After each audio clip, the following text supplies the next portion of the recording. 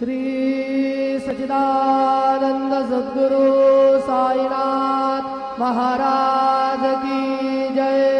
जोडून या कर चरणी ठेविला माथा, परिसावे विनंती माझे पंढरीनाथा।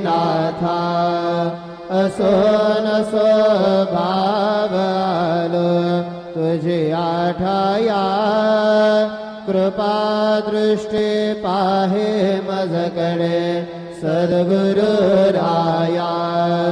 अखंडित सावे ऐसे वाटते पाये, सांडणे संकोच ठाव थोडासा देई।